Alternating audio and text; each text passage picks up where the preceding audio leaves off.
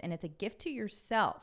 It's a gift you give yourself, not necessarily the other person. That right there. Yep, that right there. That is the most important piece, I think. Anyone can, if you take one thing away from this episode, forgiveness is a gift you give yourself. You're not giving the other person necessarily anything. You're freeing yourself from that ick and that resentment and that anger. Yes, but we're like programmed to think that forgiveness is like a gift we're giving that person instead of ourselves. Welcome, beautiful people, and thank you for joining us on Till the Wheels Fall Off, a podcast by Two Faux Couple. I'm Matt. And I'm Paige. And we're here to inspire others, to bring you guys into our lives and tell you a little bit about our journey. Over 20 years together, we've learned a few things. We're going to work toward being the best version of yourself possible. We're going to dig into building a positive mindset, discuss mental health, addiction recovery, improving fitness, building businesses, and insight into what it takes to navigate life today.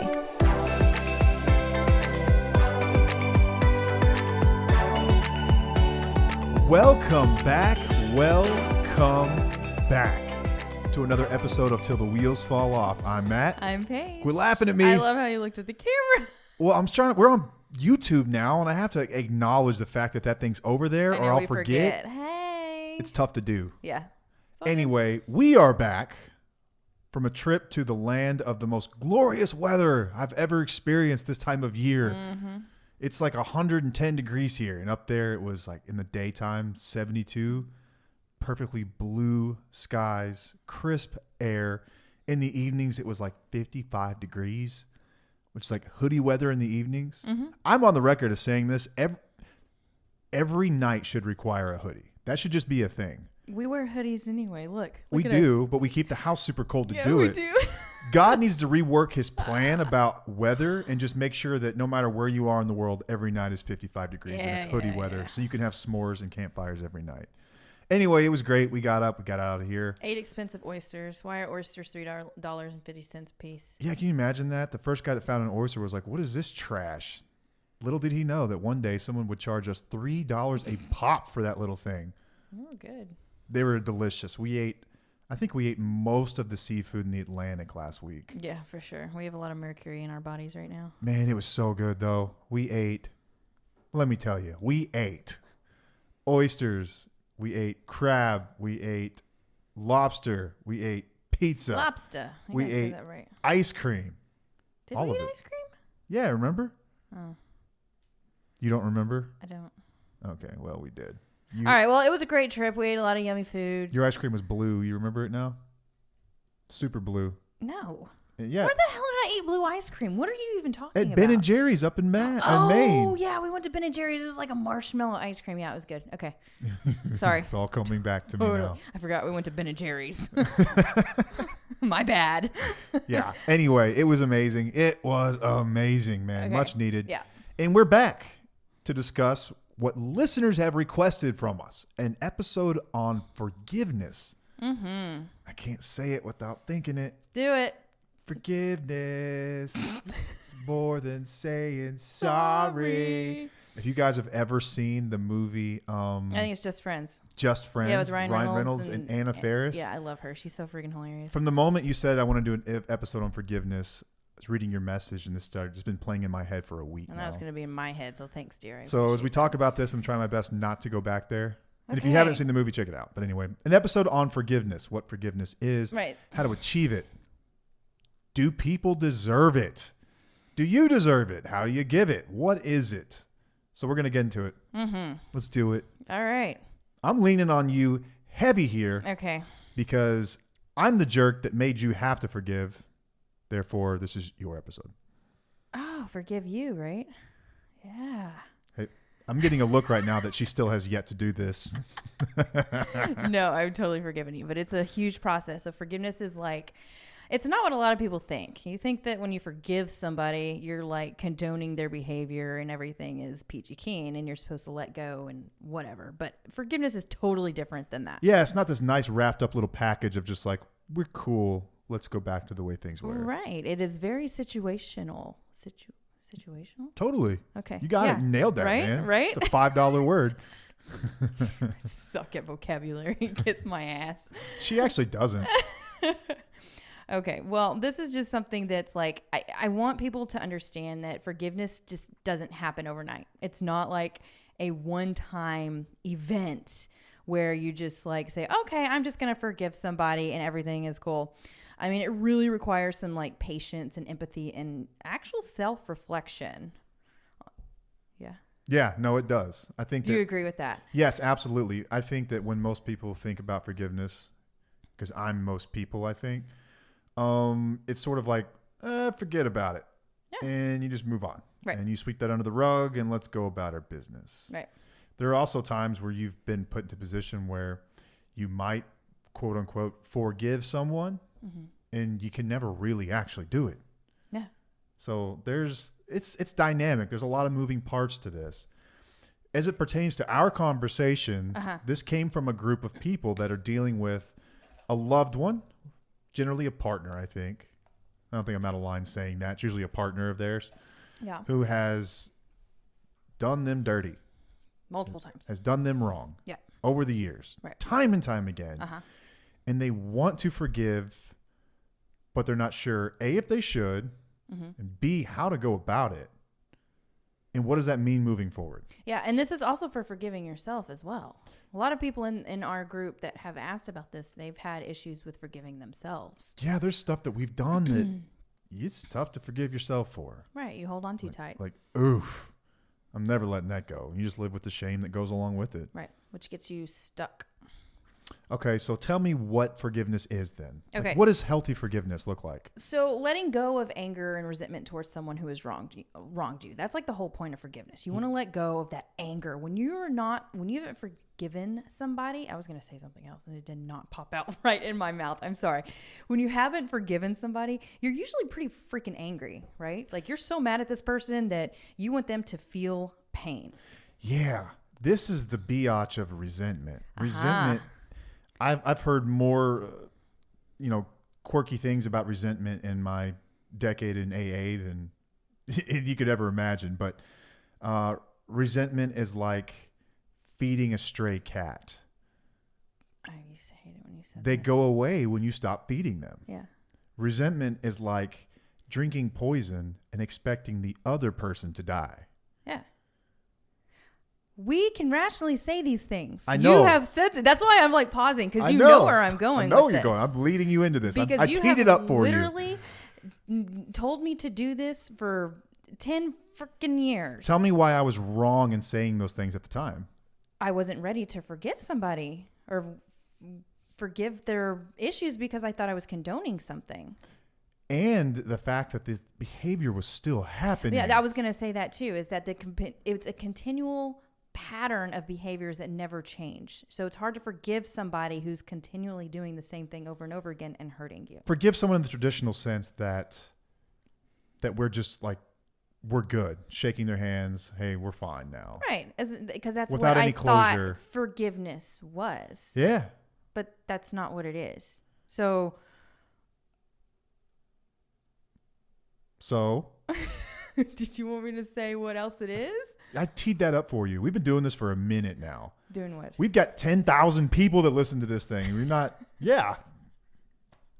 Go on, sis.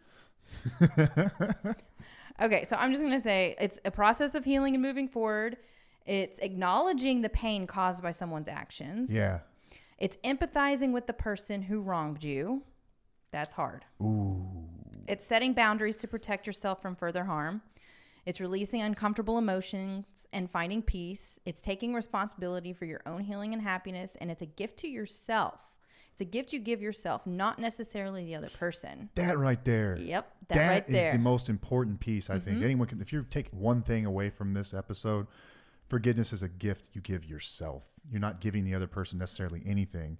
You're freeing yourself from that ick and that resentment and that anger. Yes, but we're like programmed to think that forgiveness is like a gift we're giving that person instead of ourselves. Yeah, it's for you. Right. Not for them. Right.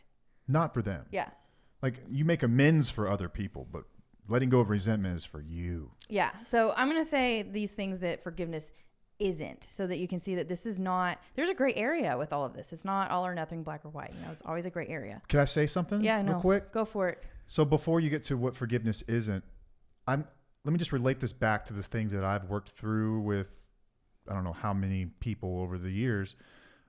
Generally, when people have a drinking problem and addiction of some kind, it's tied to a lot of deep-seated resentment. Mm-hmm. And so we worked through a lot of this stuff in a list of resentments, like what makes you angry? What makes you tick? What do you stay mad at? Mm-hmm. Because a lot of people, when they feel that feeling, that anger and that resentment, for lack of a better term, they want it to go away. And so they numb, they take stuff to do it. Mm-hmm.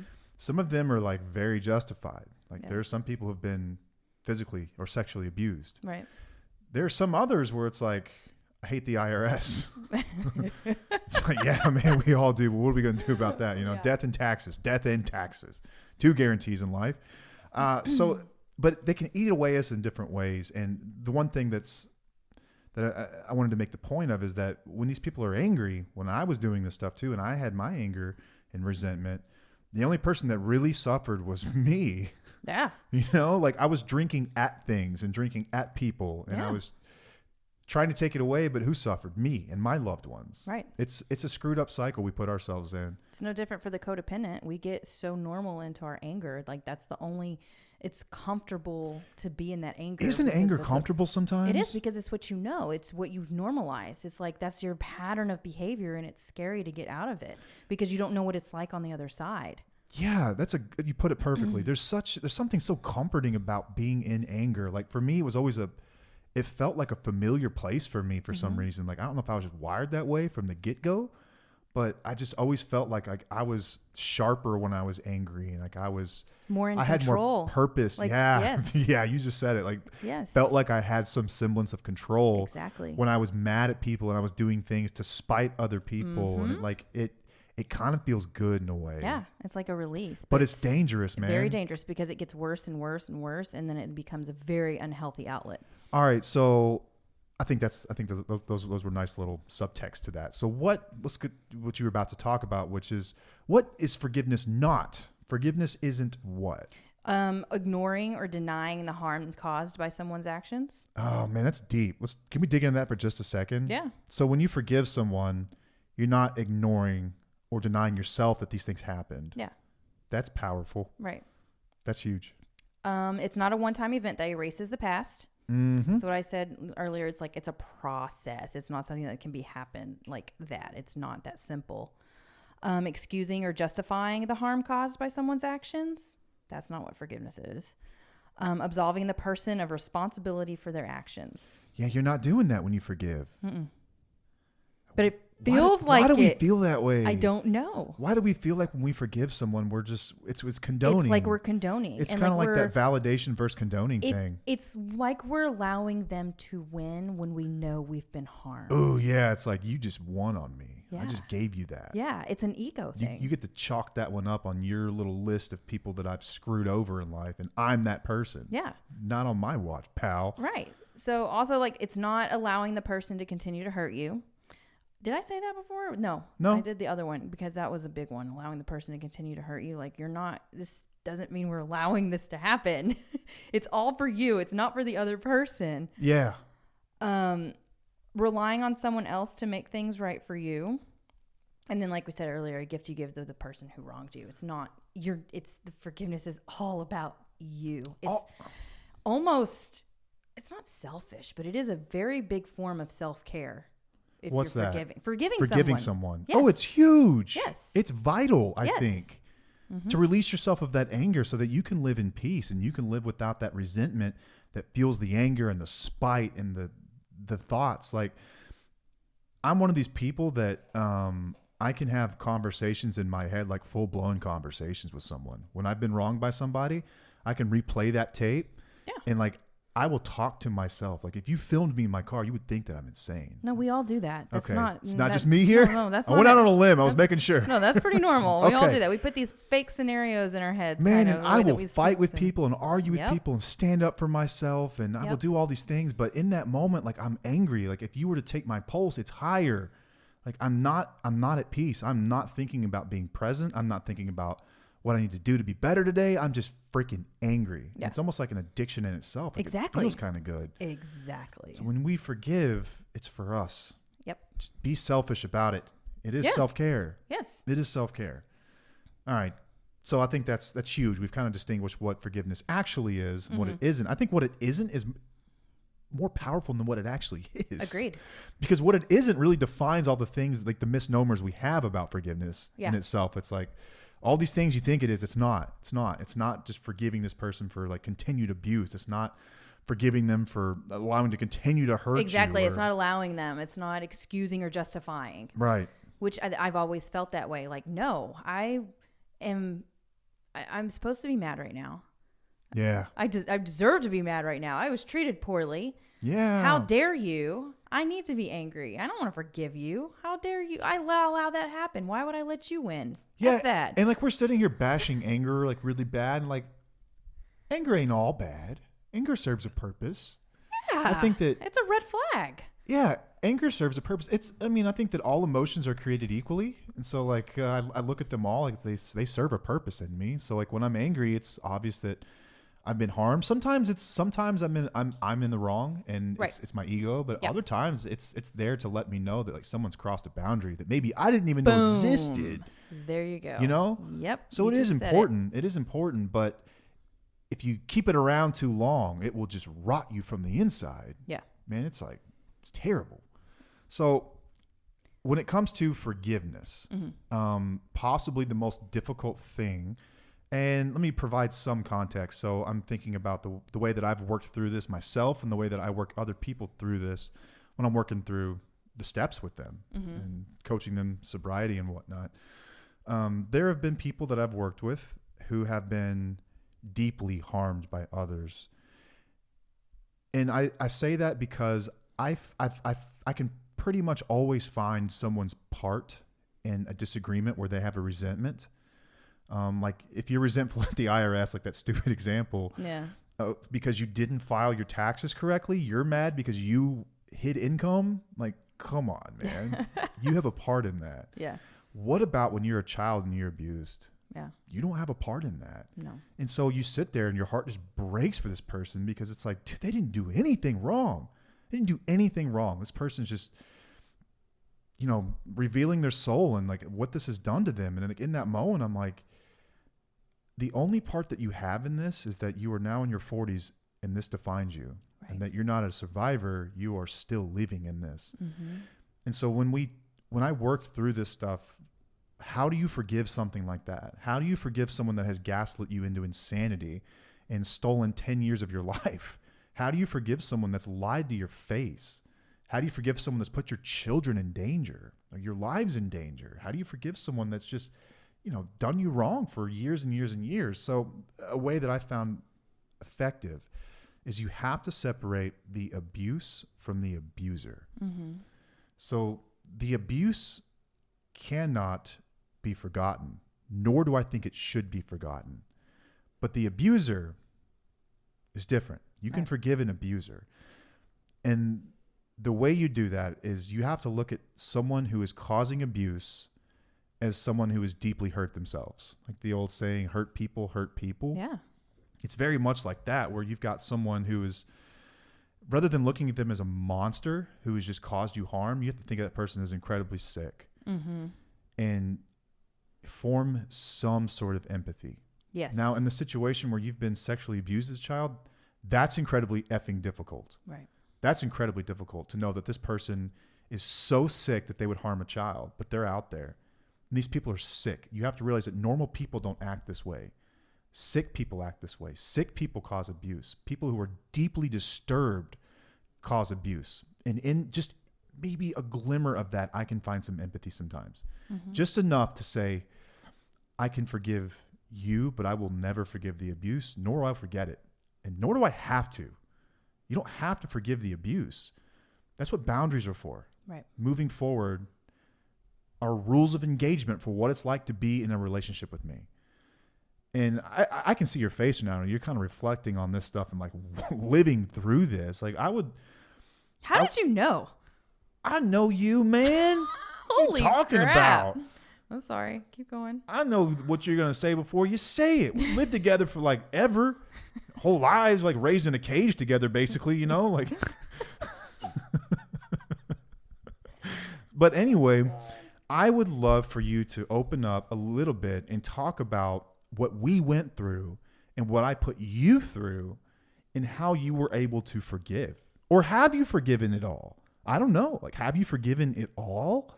Yes, I have forgiven. I have forgiven you because you've changed your ways. That's the difference. You have been able to show me that you don't treat me how you treated me before. That's kind of different. So the hard part is forgiving people who are continually hurting you. Yeah. That's the hard part. Yeah. And how do you do that? Well, I have some guides on that. But heck yeah. But for me personally, like within our situation, it did take a long time for me to forgive you.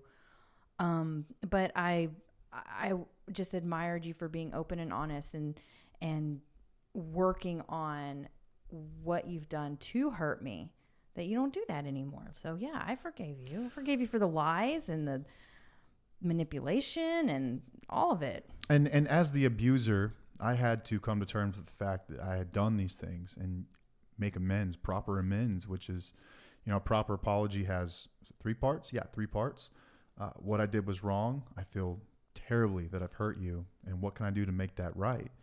And in our case, it was living amends. It's like, there's nothing you can do to take back what you did. Like, there's nothing you can do that will make me feel okay about putting our daughter in danger, taking her to drug dealers' houses, and driving drunk with the family in the car. Like, I could never make that right.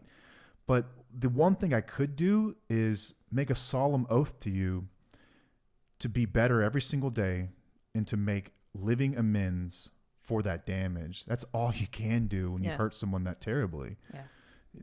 It's a hard thing. Thank you, though. Well, you're worth it. You are worth it, dear. So, separating abuse from the abuser does not mean that you excuse or justify their actions. And it means you're recognizing that people are incredibly complex and that the person who hurt you is dealing with their own struggles as well. Yep. And their own challenges. Their own difficulties. That's how you do it. And in that moment, you will be able to find some glimmer of empathy. Yes. To say, I can forgive that person. The actions, though, I will not tolerate. Right. That's how you, moving forward, that's it essentially draws your boundary for you. Yeah. Like, I can forgive you, but this happens again. You'd be kidding me, dude. Yeah. I will cut you. Damn. So if you're struggling to separate the abuse from the abuser, legitimately, it may be helpful to seek the advice of a therapist or counselor, coach, someone who's been through this before. Because it is every issue like this is incredibly complex, and no one can. It may be tough for you to just look at your situation with your own eyes and say, "Oh, that's what you do." You maybe have to have a different set of eyes to look at that. Yeah, for sure. Okay, so when we're talking about like the how of this, how in the world do you forgive someone who is continuing to hurt you, or someone who has hurt you badly and has not really made that right? How do you cope with this? How do you deal with this stuff? Okay, so we actually have a guide on our website to help people go through this process, and I've actually done something similar to this with some situations in my life, and it's been very beneficial because it helps you really look at the situation in different perspectives. So I'm just going to kind of go through this quickly. This is a thick guide. This thing's like thick. I knew it was like, I guess on a computer it doesn't You don't seem know as what long. our guides look like? Damn, on honey, a computer it I doesn't seem as appreciate long. that. This happened to me earlier too. I printed out some emails to send letters out to the kids, and it was like 4 pages. I'm like, wow, on the computer doesn't seem that long. Okay. Well, the guide will give you a lot of information that we have discussed on the podcast. Tons of information.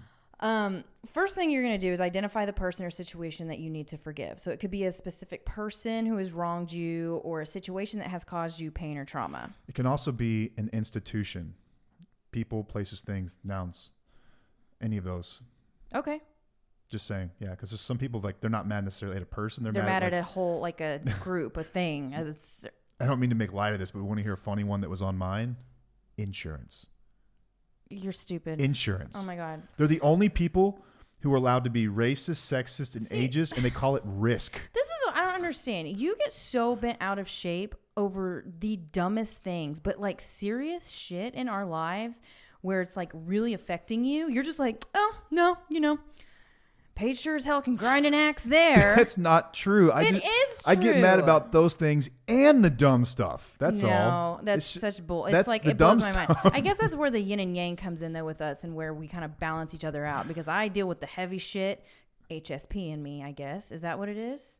There is something to that, and I'm not going to put words in your mouth, but your depth of processing and your awareness of subtleties does play into the way that you feel and process and resent and feel anger, for sure. I'm a dummy. You are not. Thanks. I like how you saved that. I am there. a simpleton. You are not. Well, a lot of the times your brain works a hell of a lot harder than mine. In our relationship, it's always been like, Paige, get over it. You like I said earlier, grind an axe. I still don't understand what the fuck that means, but you've said that to me in our relationship probably 100 times. Do you not understand what that means? No. Okay, so like think of like the old blacksmiths, like the ding, ding. Yeah. Those guys would grind an axe to sharpen it. Okay. And so as you're grinding the axe, you're sharpening it, you're thinking about who you're going to kill with it. You're like, oh yeah. Okay, I'm that's going to cut that's that me. bear's head off for stealing my food. I just think you misunderstand me when it comes to like resentment and things. It's like, no, I'm just not allowing people to, step all over me. I'm not going to be a doormat anymore. And that's why I respect you. That's why I've always valued the way that you look at principles and values, and you're like, these are the rules, okay? And you just stick by them. You hate my rules. Where I have these like sometimes flexible morals, and I struggle with flexible morals. It's like when you told me that my moral compass is too high. Too strong, man. Sometimes you gotta cheat a little bit. Sometimes you gotta cross the crosswalk when that little white walking dude's not on the thing, Like, no one's going to care. There's no one around here. Okay, I'm not going to give you shit. But I've forgiven you for all the shit, and I still love you, and I'm still here for you. And I'm like, you still live up to my values. So kiss my ass when you keep telling me that I grind an axe or whatever that means. I'll quit saying it. Apparently, this is a triggering topic. I am sorry. Well, I told you this was a triggering topic. Yeah, she did. Going into this, she's like, get ready because I might snap at you. Okay, so you've tried to get me to do a forgiveness episode since like the very beginning, I think. From the very beginning, and I'm like, I'm not ready for that. I'm just going to be real with everybody. I'm not ready for that because it is a difficult topic. It's intense, man. For a lot of reasons. But anyway, so let's go back into the steps because I got sidetracked here. I forgot how I did that. I'm sorry. I had this gift about sidetracking you. I did it. Oh, you did? Yeah. Ha. I love you. Anyway, okay, so you're identifying the person or situation or place, as Matt says. Next, you're going to reflect on the harm that was caused. Like, how has it impacted you? Write down your thoughts and feelings with no judgment or censorship. Like, put it all on paper. Out. Be honest with yourself about the pain and anger you may be feeling. Y'all, I did this for years in my journal. My pain and my anger and my feelings are all over a journal that I have in my room that I wrote probably a year straight, actually. And it may not make sense, but I was very open with how I felt on things. Hugely important. I mean, it really is. It's cathartic when you're doing that stuff. It is, and don't hold back. It's how you process. Don't hold back. Have to feel it. Yep. All right, next you're going to practice empathy, which is what we've been talking about. Try to put yourself in the shoes of the person who hurt you and consider what may have motivated their actions. Were they struggling with their own pain or trauma? Were they acting out of fear or insecurity? Just I try to do that, and I try to put myself in other people's shoes all the time. It's almost it almost goes too far for me. And a curse where it's like, I'll put myself in the other person's shoes. Too much empathy, maybe. To where it's like, oh man, was I really wrong in this? Maybe they are right about this. And I question everything. And then I really lose myself because I'm putting myself into their shoes too much. Yeah. So there's a line. And it is like, so once again, separating the abuser from the abuse. Write down what the abuse was in the previous steps. So you can see that and you feel that and you remember that. And then you go to the abuser and like, this is a common one for a lot of people when it comes to parents. Like, I mean, no one's parents are perfect, right? And I think that probably the most common thing that people end up in therapy over is like their parents. Like, that's like the whole joke, right? Like when you mess with your kids, you're like, that's going to cost me 20 years of therapy one day, you know, stuff like that. Like when you mess with them. And I'm not going to touch that one. So it's a joke, but it's not. So when you think about your parents, remember these are people too, and there's no telling what kind of upbringing they had to cause them to display the type of behavior that has led to you being in therapy or treatment. Just or remember, using this drugs. is not you condoning their behavior. This is literally having empathy for somebody and just seeing where they might have wronged you. Truly. Why? Why? The abuse isn't okay. We're just trying to have some empathy, because empathy is essential in order to forgive. It is. All right. Next, you're going to write a letter to the person that you need to forgive. And this is for your benefit. No one sees this but you. It is not necessarily for the other person to see. You're going to express your feelings about what happened, how it impacted you, and be clear and specific, but don't blame or attack. Just owning your feelings, like, this is how I felt when this happened. Right. State the facts, and this is how I felt. Yes. And then you're going to focus on forgiveness. So in the letter, express your willingness to forgive the person who hurt you. This doesn't mean that you forget what happened or that you condone their actions. It simply just means that you're ready to let go of the anger and resentment and move forward with your life. That's the whole point and purpose of this. So you said something. You said a really crucial word in there. What? Willingness. Yep. Is different than the action of actually forgiving. Right. And the process of becoming willing to forgive someone to actually forgiving someone can take quite some time. Oh, yeah. But just being willing to forgive them, just give yourself that. I'm willing to forgive. Yeah. That's so freeing, and it's non-committal. You don't have to go out and do it necessarily, but being willing takes a huge burden off of your heart, and in time leads to the act of actually forgiving them. Yeah. Yep. So after that, you just take the time to reflect on the process, reflect on your feelings. Yeah. And you may want to revisit this letter and make changes as you continue to work through your emotions. Yeah. Because things can change over time. This stuff's so complex. Mm-hmm. It's so complex. And if it's someone that you interact with on a regular basis, then it's going to change over time. Absolutely. The guide on our website it's got a ton of good information here. I don't want to dissect every piece of it, but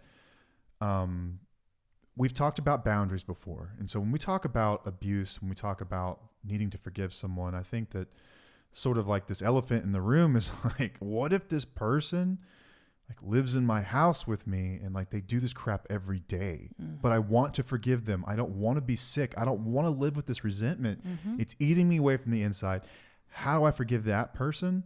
I think that you've got to start with boundaries. Yep. You have to start with boundaries, or you're never going to get to the point where you're able to forgive, because it's still ongoing abuse. Right. Forgiveness happens when it stops, when the abuse is stopped, when you've either put an end to it, or you've put a boundary up so firm that they're not able to touch you anymore. Exactly. Remember, boundaries are for you. There. Yep. They're not for the other person. They're for you. Forgiveness is also for you. These are self-care tools. Yes. These aren't like bullets to use against somebody. Right. This is how to save yourself, save your mind, save your peace. You know, get to the point where it's like, you can't afford the rent in my head. As a matter of fact, I'm evicting you from it. Yeah. Get out of my head. Yeah. Yeah. But that's not possible without boundaries. I think we've got an episode on that. We've got guides on that as well. And they go hand in hand. Yes. Because I think that's the obvious question we're going to get is like, well, how do you forgive someone that still does this every day and they're going to do it again tomorrow? Right. So that's where you're putting your boundaries up, and you can change that. I think you can still do a piece of this thing. I think you can still find the empathy piece of it. Yep. But you don't have to tolerate it. That's it's very up to you. Similar to detaching with love as well. Yes, it is. Yeah. A lot of these concepts are so they fluid. all go in the same bucket. Sort of realm, yeah. Yes. And we really didn't touch on how to forgive yourself and things. And I think this is all it's a very similar process. I mean, it is. Like when you look at, forgiving myself. What did I do? What did I do to myself? What did I do to other people that I can't forgive myself for? Mm-hmm. And I think that empathy piece, you have to look at who that person was in that moment when that happened. Well, speak for yourself. What is your experience with forgiveness of yourself? It's been really tough. Like when I really, so I thought about this. I was like, have I forgiven myself? Like, remember we had this conversation the other day. I'm like, God, man, have I actually? I think in some ways I have never forgiven myself for the actual actions. Like when I think about them, I cringe. Like it makes me want to cry thinking about the shit that I did. But like, am I able to forgive myself in that moment? Yeah, because that was a really sick person who had a lot of pain they hadn't processed or dealt with. And I have empathy for that. Mm-hmm. I can deal with that. Mm-hmm. But the actions, no. Like, how can you, you know? So in some ways, I think I've forgiven myself because I was able to understand that time in my life that I was incredibly sick and I was dealing with a lot of really difficult stuff. I just didn't know how no one taught me how to deal with this stuff. You know, I wasn't like, I didn't have people around me like telling me like, here's how you deal with anger. Here's how you deal with sadness. Here's how you deal with depression. Like I didn't have that. So I can have empathy for that guy. And I can deal with that. Like I can understand that I've met people the same way who don't mean to hurt other people, but you do because you were really sick in the moment. Like, well, I'm not a bad person. I'm just a sick person. And that's how I was able to forgive myself. But I've never forgiven, and I don't think I'll ever forgive myself like for the specific actions like that. Nah, probably not. That's deep, baby. I've forgiven you for your stuff. I mean, I appreciate that. And like, I'm extremely grateful for it. But at the same time, it's like, yeah, but that never should have happened. Yeah, I understand. It's tough, man. I mean, and coming from an abuser, like I hope that someone listening can hear this, and like, I hope that one day you get this from your abuser. I do. Like, I hope I'm not like tooting my own horn over here. Like, I'm not like proud of myself for this. I just hope one day you get the closure that the person that has harmed you truly wants to be different and they want to make right by you and they respect you enough to do that. And if they don't, then we've got options there too. Yeah. But I hope that everyone gets that. Like I think if there's any gift I can give my family, it's that. It's absolutely. It's that like, man, I really, really, really, really am sorry for doing that. And so you're living amends. Yeah, I'm living amends every single day. You know, that's what I'm after now. It's incredibly tough to think about the stuff that you did and like, no, man. And I don't think I should forgive myself for that stuff because if I do, like, lest I forget and do it again. You know, like I need to keep that crap fresh sometimes. Yeah, there's like, a gray area there. Remind myself of the stuff that happened. And right. It's important. Right. But anyway, I think that's... Thank you for sharing that. It's tough. Thank you for asking. I think it's something I've never really, really explored like out loud.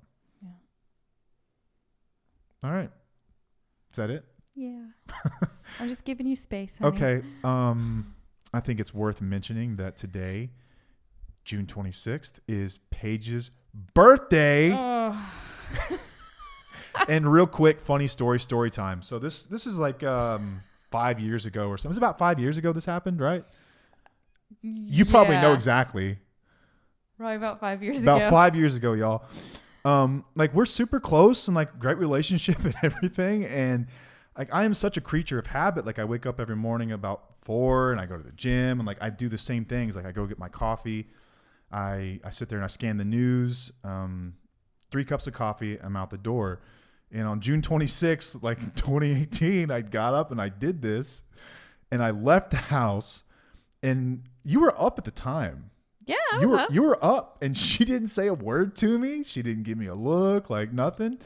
I just like kissed her, happy, smiled, like walked out the door. And I got about 10 minutes down the road and I think I forgot my phone or something. And I came back in the house and she sees the door open up and she like lights up and she sees me and I'm like, I forgot my phone. And she just looks at me and didn't say an effing word. Just looked at me, smiled and kind of goes, okay. I get back to the office and I sit down at my desk and I open my computer and Windows. It's like Tuesday, June 26th. Yeah. And I mean, you talk about like wanting to scream vomit in that moment, like just feeling so disgusted with yourself. And like, I don't forget things like that, especially with you, but it just happened. So today, anyway, get to this point of the story. Today, I woke up and I had a really hectic morning because we're coming off vacation. I'm like kind of out of routine, and I played it kind of. So woke up, she was still asleep. She gets up and she goes in the bathroom to freshen up and stuff like that. And I just kind of wait outside on the other side of the door. And I'm sitting there and I go, all right, I'm out of here. I love you. Bye. And you just go, I love you too. And then I walked around the corner and I just waited. And I just waited and I waited and I waited. And then I was like, oh crap. Like this is going to be one of those jokes that turns into like a really painful moment for you when you turn the corner crying. She sat there for like 10 minutes, y'all, because I guess she was just resolute at the fact that I'd forgotten again. I did. But I sat there. I had a feeling it was going to happen. And she turned the corner. I go, happy birthday. And she was not effing amused. She was like, I was pretty sure you forgot again. And like just very like resolute in the fact that like, yeah, you're a POS and you would do that. And I was like, damn. All right. It was a one-time deal, but okay.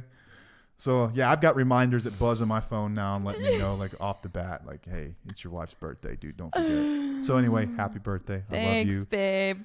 I think everyone that knows you and everyone that hears you and listens to you and interacts with you is better for it. You're an amazing person. Thanks, babe. Happy birthday. Thank you. All right. Well, I think that's all we've got. Yes. Those guys we mentioned, by the way, you can find those at www.tufo.com. That's twfo.com. And there you can also find plenty of other guides. You can find links to our social media accounts that we keep pretty fed.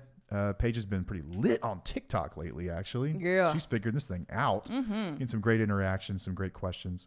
And by which we will have a fun episode coming soon. I forgot about that. An extra episode this week coming out on Friday. Yes. Where we will answer listener and engagement questions. People who have asked us questions about dealing with a number of things via TikTok. So if you're not checking us out there, check us out there, interact with us. So be looking forward to that one. I think that's all we've got. It's been a good episode. I really enjoyed this one. It was awesome. It was good. It's been a long time in the making, this episode, but I'm glad we did it. Okay, well, until next time, I am Matt. I'm Paige. And we'll see you. Bye.